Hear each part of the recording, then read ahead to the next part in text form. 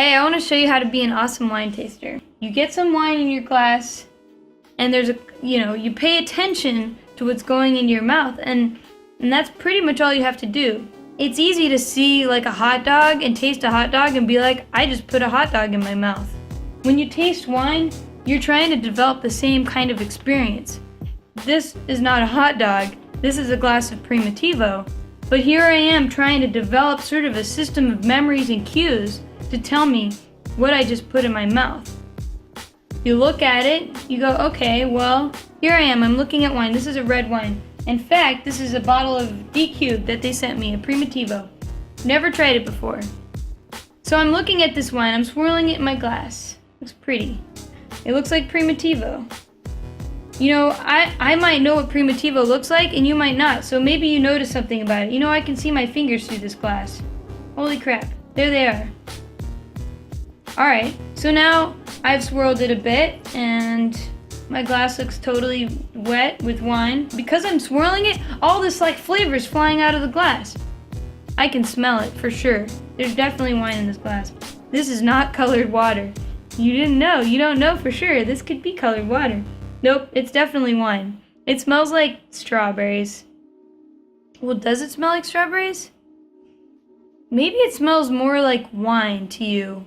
Maybe all you're smelling is red wine.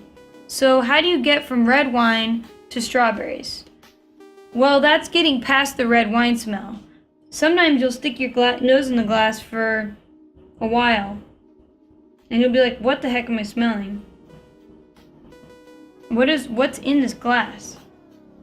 Is there really red wine there, or am I gonna disassociate this and start thinking about anything it could be? I close my eyes a lot when I smell wine. I smell strawberry pie. Oh, you know what else I smell? Those red velvet cupcakes. So I'm starting to smell and sort of develop a picture of what I'm smelling, and I'm picking a couple of things that it reminds me of. Next thing I'm gonna do, now that my mouth is watering and I'm practically drooling, I'm gonna taste it.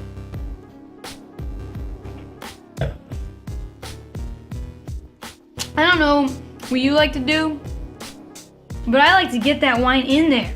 It's gotta get it all over my mouth and make it everybody taste it in there. All those little taste buds have to try it.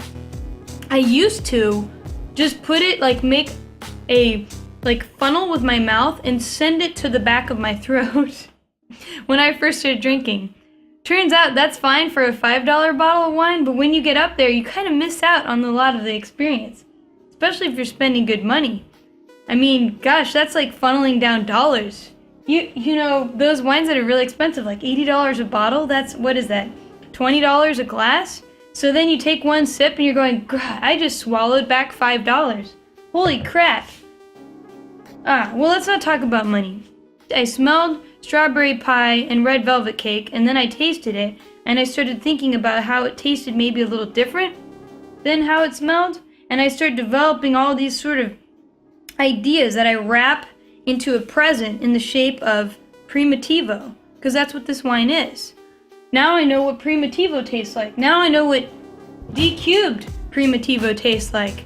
And I've wrapped this whole amazing series of concepts and experience of color, the way it looked in my hand, the fact that I could see my hand through it, how it smelled like red velvet cake, and how when I tasted it, the alcohol hit the back of my throat and I could feel it, and I could feel all the flavors all over my mouth. That's what Primitivo tastes like.